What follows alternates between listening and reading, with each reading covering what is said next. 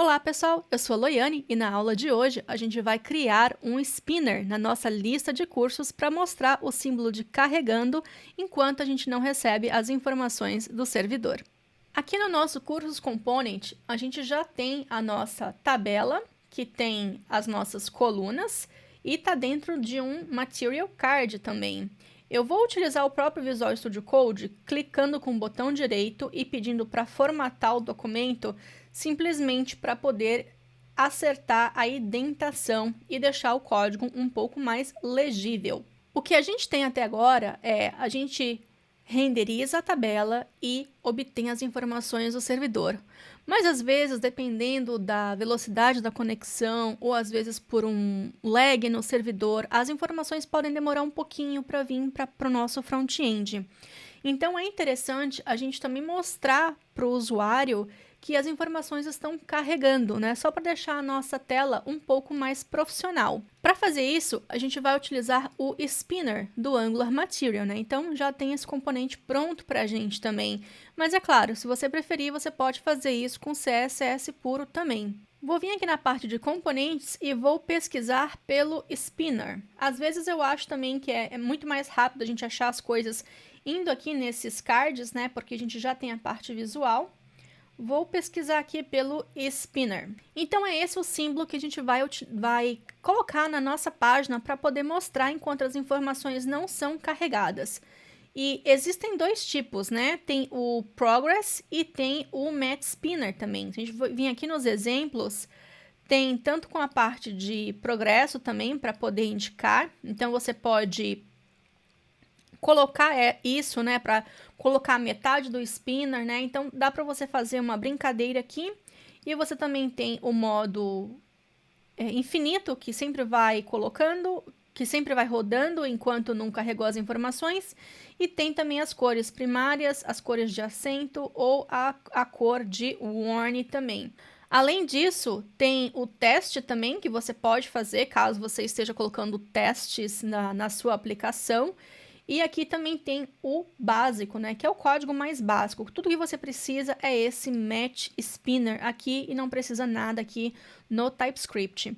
Então, se a gente for copiar aqui esse spinner, eu vou colocar aqui depois da tabela, aqui no final, só para a gente ver o que vai acontecer. É claro que o nosso projeto não vai reconhecer esse componente porque a gente não importou. Então, a gente precisa voltar aqui na API, copiar o import, eu vou abrir aquele módulo que a gente criou, que está no shared, né? Então aqui é o App Material Module. Vou adicionar o import aqui, vou copiar o nome do módulo e vou colocar aqui nos exports. E além disso, também vou pedir para o TypeScript Hero para poder organizar aqui para mim. Colocando isso, como o Cursos Module já está importando o nosso módulo do App Material, então a gente já tem tudo aqui pronto. Vou pedir também para fazer um ngServe aqui, para a gente poder ver como é que isso está mostrando na tela. E por enquanto a gente não tem nenhuma lógica aqui, tá? A gente está apenas testando o componente na nossa aplicação e em seguida a gente já adiciona quando é que a gente vai mostrar a tabela e quando é que a gente vai mostrar o spinner. Voltando aqui no browser, vou fazer um refresh e aqui é que tem, olha, o spinner já sendo executado também. Com o spinner funcionando agora, a gente já pode adicionar a nossa lógica para ou mostrar a tabela de cursos ou mostrar o spinner para mostrar que os cursos estão sendo carregados.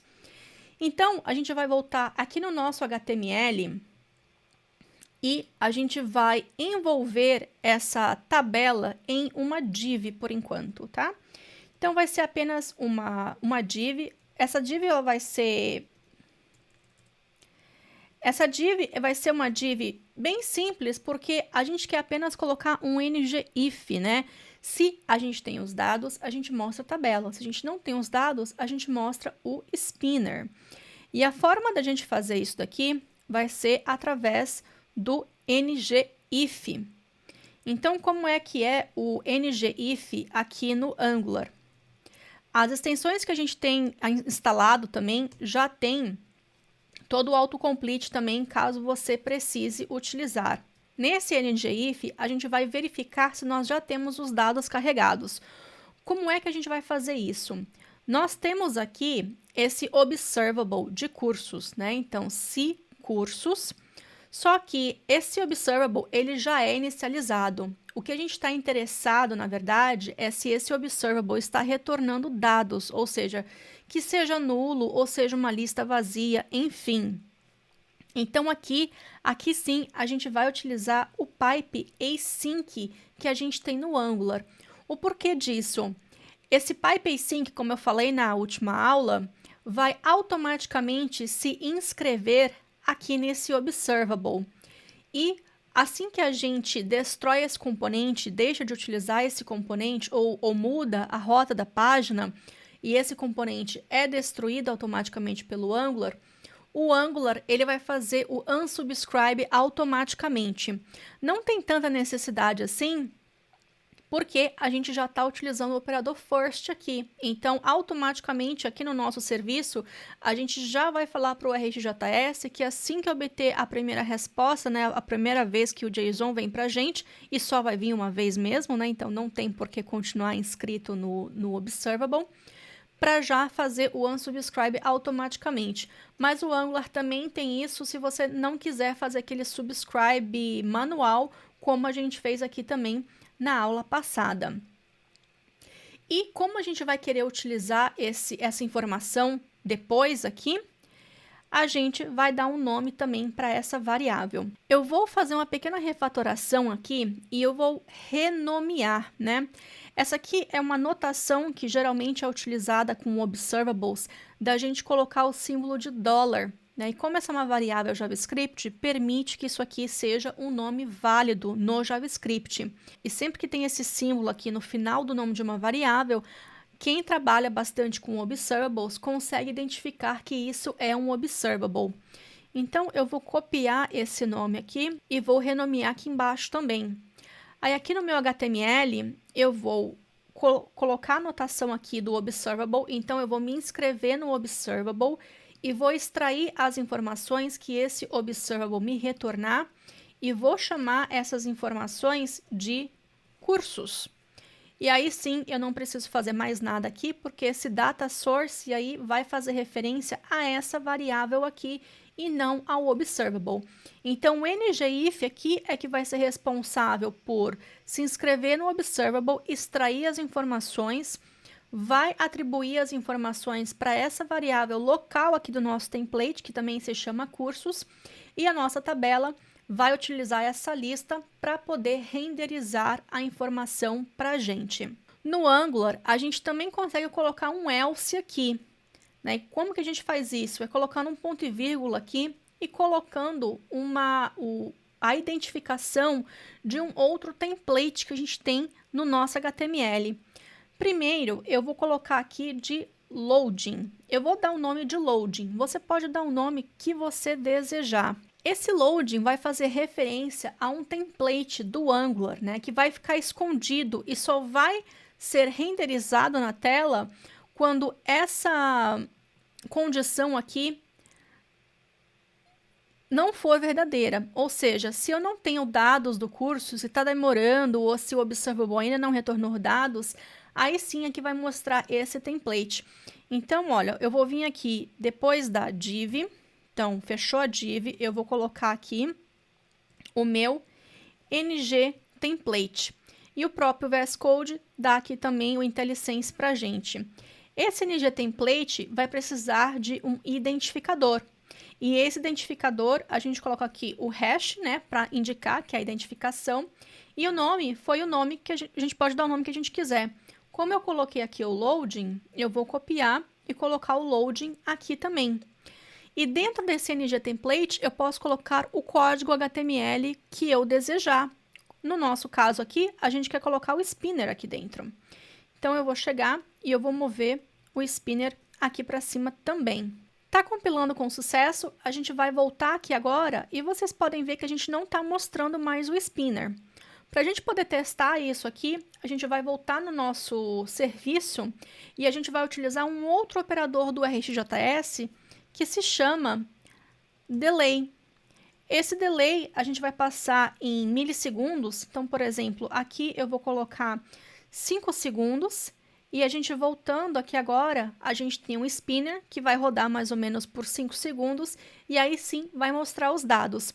É claro que na nossa aplicação a gente não vai utilizar esse delay aqui quando a gente for para a produção. Isso aqui é apenas para a gente poder fazer esse teste para ver se está realmente tudo funcionando bonitinho.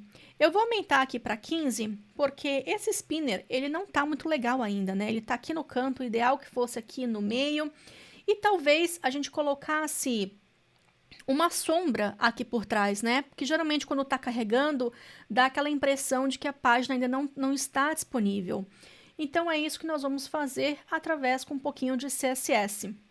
Então, aqui nesse spinner, eu vou colocar uma div. E essa div, eu vou colocar aqui a classe de loading spinner. Vai ficar meio que duplicado, né? Então, eu vou passar aqui essa div aqui para baixo. E aqui sim eu vou ter o mat spinner. Aqui eu vou pedir novamente para formatar o documento, só para poder acertar a indentação. Eu vou criar, então, essa classe. Vai ficar dentro do nosso componente. O nosso componente é o Cursos Component, então é o Cursos Component CSS. Aqui a gente vai colocar esse loading spinner. A primeira coisa que eu vou fazer aqui nesse loading spinner, eu vou aplicar o flex layout para ele poder ficar centralizado. Vou fazer aqui uma coisa, eu vou deixar por 1 minuto, mais ou menos, porque a gente consegue testar bastante, né? Vai ficar sempre o spinner aqui. Então, a primeira coisa que eu vou fazer é aplicar o flex layout nessa div. Então, aqui o display vai ser flex. O align items vai ser center e eu também vou pedir para colocar o conteúdo no center. Vai ser tudo no centro. Com isso, já tem um spinner aqui rodando no centro, já está um pouco melhor, né?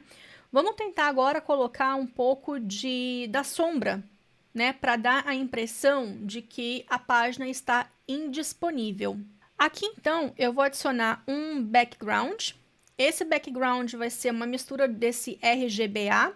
Isso que a gente está fazendo é um cinza bem claro, né? Então, ó, colocando aqui, já está um cinza mais claro que dá aquela impressão um pouco de sombra. E aqui também, para a gente poder adicionar ainda um pouquinho mais de espaço, porque está sempre bastante colado, né? Eu vou adicionar um padding. Esse padding, talvez de 25 pixels, vamos ver se vai ficar legal. Então, ele já adiciona aqui um espaço e fica legal aqui pra gente. Então, por enquanto, a gente vai deixar assim. Se precisar no futuro, a gente vem aqui e melhora isso ainda mais. Mas, por esse momento, já tá um pouco mais legal do que estava antes. Eu vou voltar aqui, então, para os 5 segundos, para a gente poder ver, então, qual que vai ser o resultado. Então, vai passar 5 segundos e vai mostrar as informações. É claro que o Angular também tem um pacote de animações do próprio Angular, e se você desejar, você também consegue colocar um pouco mais de animação para dar uma transição não tão visível assim, para ser uma coisa um pouco mais orgânica, né? Para esses dados aparecerem de uma forma um pouco melhor na tela. Nesse curso, a gente não vai brincar com a parte de animações do Angular ainda. Aqui no nosso código, então, a gente já tem o grid ou a tabela, a gente também já tem aí o símbolo de carregando. Falta também verificar a parte de erros, porque o que acontece se eu colocar uma outra letra aqui, ou seja, isso aqui não existe, né? Vai ficar carregando para sempre.